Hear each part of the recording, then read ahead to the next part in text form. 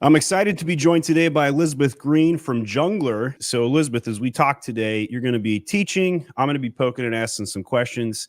Excited to have you on. Thanks for coming on. So, on my PPC account, we're going to be using the Age of Sage account. I have spent $908,000 on PPC, so it's a sizable account. And with the 3 advanced PPC techniques we're going to be talking about today, the first one is don't be afraid to limit budgets.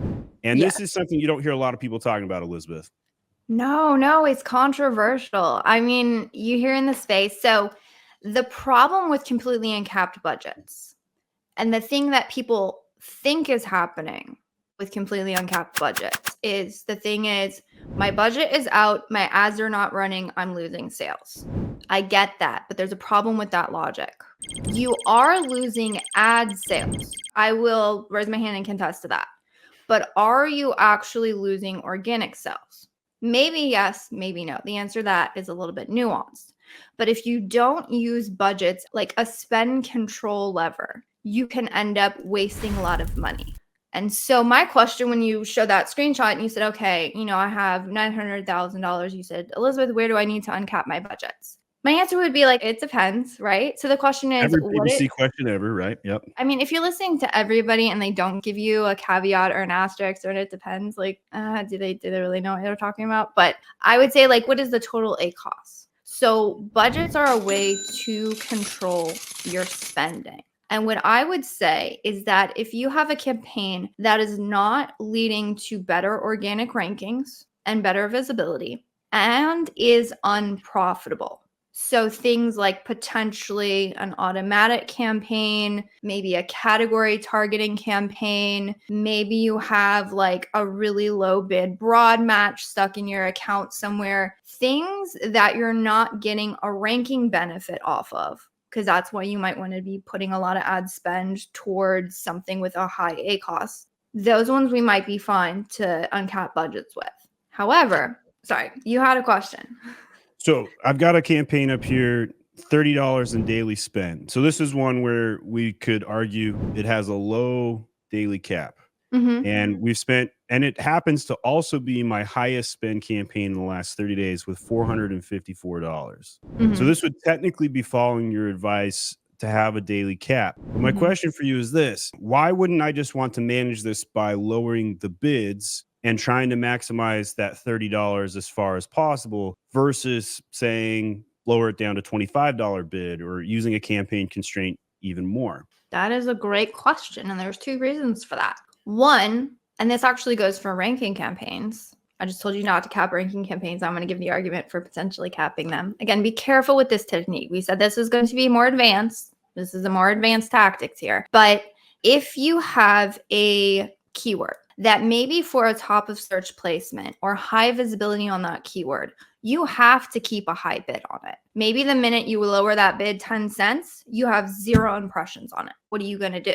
Are you going to keep it hot? Are you going to keep it running and get that visibility? Or are you going to lower it down and get no visibility? So what if this particular keyword here, now here you have a 5-cent bid, you're probably good. Or 65, but it's an underbid, like it's 50% of what the suggested bid range is. Right. Which is interesting. And it's still my highest spend campaign in the last 30 days, despite all of that. So what would be the case if you said, I still want high visibility on this keyword. I'm underbidding on this keyword. I don't feel like lowering my bid is the right call here, because if you lower your bid, you lower your visibility in search, which also lowers your ad spend and can help with ACoS. So I'm not saying don't touch bids. I'm saying if you completely get rid of budgets as a spend control lever, you're getting rid of some of your optimization potential. So how does a campaign budget optimize exactly? I can tell you how we do it. And again, caveat here is we are very careful with our more aggressive rank strategies. And you also want to be careful with how much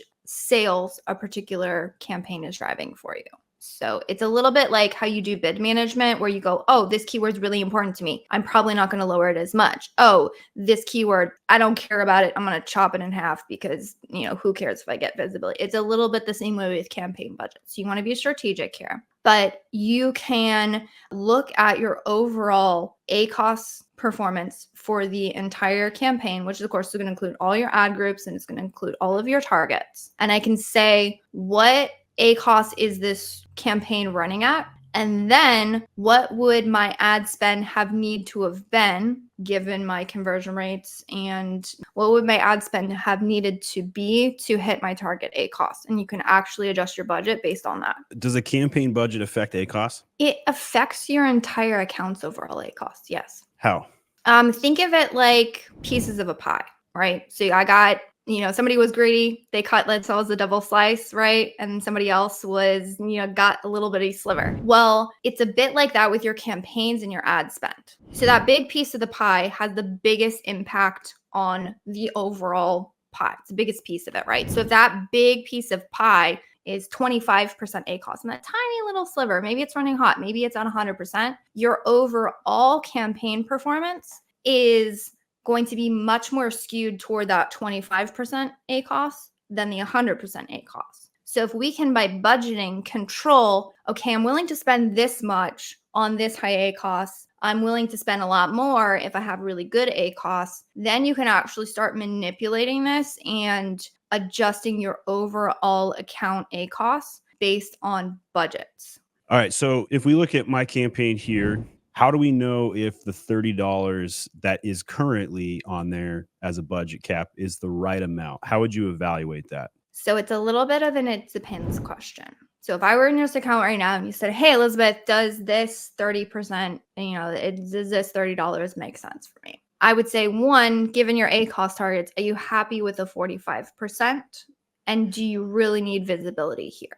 If you said, I'm happy with the 45%, I really want to maintain this amount of impressions on this keyword, I said, you know what? Probably leave it alone, right? But if you went somewhere else and you found an auto campaign and you said, well, Elizabeth, this is running at 100% ACoS. It's a little bit high. This one's got a $50 a day budget. That's a little bit high. And you know what? I've got other manual campaigns that I feel like are performing a lot better. Then I would go through and say, all right, can we limit how much ad spend we're putting towards this? So how do I know if I should raise the budget? A great one for that is the budget tab.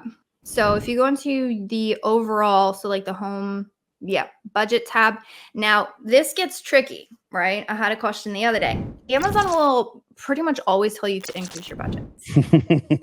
Always. Spend more money. If you talk to a rep, they will send you a huge deck on how all of your budgets are running out and how all your competitors are winning and how you're losing, and you need to spend more. I've never spoken to an Amazon seller that has used a rep's recommendations twice. They've only used it once, and then they always regret it because they wasted thousands of dollars just taking their uploads and running. It's funny how that works. Unfortunately, yeah. So if you go into this tab here, this is going to tell you, look how many sales you missed out. And the other thing is the default columns do not include ACoS, and they do give you ROAS. So if you go to the columns, that drop down on the right where you can adjust what columns you see, you might have it checked, you might not, but by default, the ACoS column is not checked. Yeah. Ditch that ROAS. Who needs ROAS anyway? I just like my ACoS. Right. So I selected that. Right. So what is the overall ACoS target of this account? So I would say on average, probably somewhere around 45%. So this one at the top there is at 43.8. This one's at 86. That one's at 70. So two of them, I would say, are getting close to their time. They're still not out of budget technically, pretty much close to 100%. But those are the two to look at based on the sorting of the budgets here. So this one, you would come in here and you'd poke around and say, hey, based on time and budget, you might increase the budget. Yeah. So this is a great way to spot, because before the budget tab, we had to just look at our account later in the day, and Amazon will still show sort of that out of budget tag on anything that's gone out of budget. So you could do that, but you couldn't see overall time and budget. So I do really appreciate the rollout of the budget tool. I think it's really helpful. It gives you an idea. Okay, so if my budgets are running out, like you said, this one's almost in budget, for the entire day. So you might be pretty good here. But I do want to say, check your campaign. Ask yourself, do I want to spend more money at an 86% ACoS when my target is 45? Answer, probably not, right? Most people probably not. Probably not. Probably not. So lowering your bid obviously would be one of the plays, but you're making a pretty strong case here for budget management to protect the overall costs in the account. Is that kind of the main Right. thesis here? Yeah. And so the thing would be, it's not that we're never going to increase this campaign, but like you said, bid optimization. But the thing with bid optimization is that takes time, right? You're going to go in, you're going to lower the bids. Oh, that didn't lower the cost as much as I needed to. Okay, so I'm going to go in, the next couple days. It is sort of like a continuous refinement optimization. And sometimes it takes you a little while to get within targets. That's expected and that's fine. But what happens when we're completely uncapping this and we're spending, and it's slow to walk down? What if you could limit how much money you're spending on those tests? And that's what budgets do. So would it be better to consider some day parting as part of the strategy, or do you have any thoughts on day parting? If you have access to the tool and you have data to validate that it is the right decision, you would test day parting. We tested for clients. I think that makes a lot of sense. I'm not a huge fan of Amazon's internal automations. The reason why is they're a pain in the butt to set up. They have to be done on every single campaign. Every single if they just you like to make lots of campaigns, have fun. Here you go. There's no bulk sheet for this one. They just gave us a rule set. Okay, you can manually create these rules and then click. Okay, apply to these campaigns. I would be a happy clam. No. Me too. Looking at every single campaign and you name it and you set up your parameters and you click go. Imagine doing that even 50 times. It's a lot. Tens of thousands of campaigns sometimes. Ridiculous. The second thing that's hard with this is there is no clear way to see which campaigns have rules applied. So maybe you go set up a random budget rule. Maybe you go set up a random day parting rule and you're like, why the heck is this campaign doing this? And 2 months later, after you've been optimizing, trying to figure out what's going on, you go and you deep dive in the campaign. You're like, oh, shoot. I didn't know I had a rule set up here that's been triggering all this stuff. It's hard to set up. It's hard to find. And when you go to take them down, it's hard to take them down. So for those reasons, we use external automations. You're a little soft on using the internal tools. All right. That's fair enough.